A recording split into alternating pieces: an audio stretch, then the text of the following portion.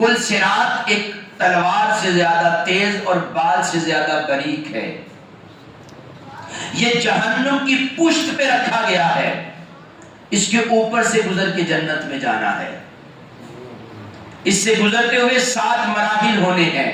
پہلا مرحلہ نماز کے سوال کا ہوگا. کچھ قیامت والے دن جہنمی لوگ ہوں گے. جب پوچھا جائے گا جہنم میں کس وجہ سے آئے تو کہیں گے ہم نماز نہیں پڑھتے تھے, ہم نماز کی طرف توجہ نہیں کرتے تھے. پھر جو دوسرا مرحلہ ہوگا وہ امانت کے بارے میں سوال کیا جائے گا کہ تیرے پاس لوگوں نے امانت رکھی, تو نے کتنا اس میں عمل صحیح کرتا رہا یا خیانت کرتا رہا ہے. پھر فرمایا جو تیسرا مرحلہ ہے وہ ہے صلہ رحمی کا, کہ تو نے اپنے رشتہ داروں سے تعلقات کیسے رکھے تھے.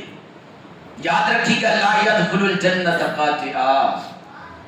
ہر جملے کی تشریح پر میں کر نہیں رہا. لا يدخل الجنت قاطعا فرمایا رشتہ دارانہ تعلق توڑنے والا جنت نہیں جائے گا. اج چھوٹیاں چھوٹیاں باتاں دے نال ایک دوسرے نال منہ بنائے دے نے. میرے بھائی زندگی کا کوئی بھروسہ نہیں ہے. آج وقت ہے تو اس سے صلح کر لے. اگر وہ بار بار ستاتے ہیں تو سلام کی حد تک ان کے ساتھ رہ جا, نہ باقی معاملات کر, تاکہ پکا پکا ان سے کنارہ کشی نہ ہو, صلح بھی رہے اور معاملات بھی چلتے رہے. پھر چوتھا مرحلہ غور سے سننے والا ہے, سب کے لیے ہے. فرمایا والدین کے متعلق سوال کیے جائیں گے. آج جوان اولاد اپنے باپ کو کیا کہتی ہے کہ تجھے تو پتہ ہی نہیں ہے, زمانہ بدل گیا ہے, تم پرانی باتیں کرتے ہو, اب معاشرہ تبدیل ہو چکا ہے. بھئی باپ کو نہیں پتا جس نے تجھے جنم دیا ہے, تجھے ساری حقیقت پتہ چل گئی ہے. تو کس طرح کا انسان ہے کہ جس ماں نے تجھے اپنی گود میں 9 مہینے رکھا, جس ماں نے تیری پرورش کی, جس باپ نے تیری پرورش کی, سارا دن وہ بوجھ اٹھا کر کام کرتا رہا, بعد میں تو کہتا رہا تو میرے واسطے کیتا کی ساری زندگی.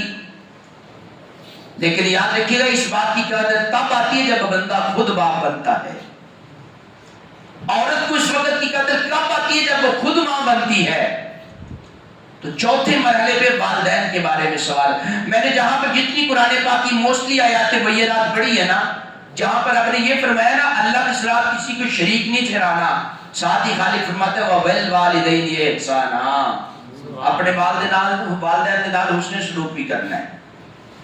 کیونکہ لکھا ساکھ نے بندے دے جاگے اندر پائی کوئی ساکھ نہیں ماں دے ساکھ ورگا. پتر پامے زمانے دا غوث ہوئے, رتبہ نہیں ماں دے پیران دی خاک ورگا. یاد رکھیے گا یہ ماں باپ کی قدر تب ہوتی ہے یا ماں باپ میں سے دونوں یا کوئی ایک چلا جائے.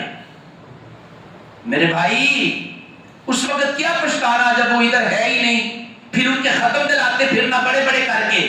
اب کیا فائدہ ہے, زندگی میں کبھی تو نے پوچھا نہیں تھا, اب مرنے کے بعد تو اپنی بلے بلے کروانے کے لیے یہ سارے کام کر رہا ہے. تو چوتھے مرحلے کے اوپر والدین کے بارے میں سوال کیا جائے گا.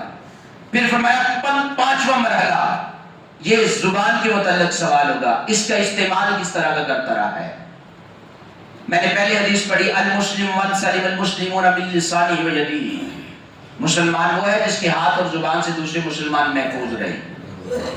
فرمائیے زبان, میرے آقا فرماتے مفہوم ہے, میرے آقا فرماتے جو اس زبان اور شرمگاہ دونوں کی ضمانت مجھے دے دے حفاظت کی, میں جنت میں جانے کی ضمانت اس بندے کو دے دیتا.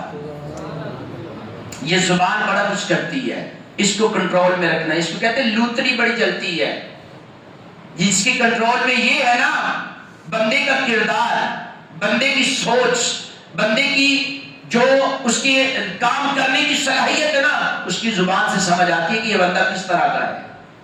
اس کو اپنی کنٹرول میں رکھے, اس کے بارے میں سوال کیا جائے گا. پھر میرے بھائی چھٹے مرحلے پر جا کے پوچھا جائے گا کہ تو نے پڑوسیوں کے ساتھ کیسا عمل کیا تھا, وہ تکلیف میں تو نہیں تھے.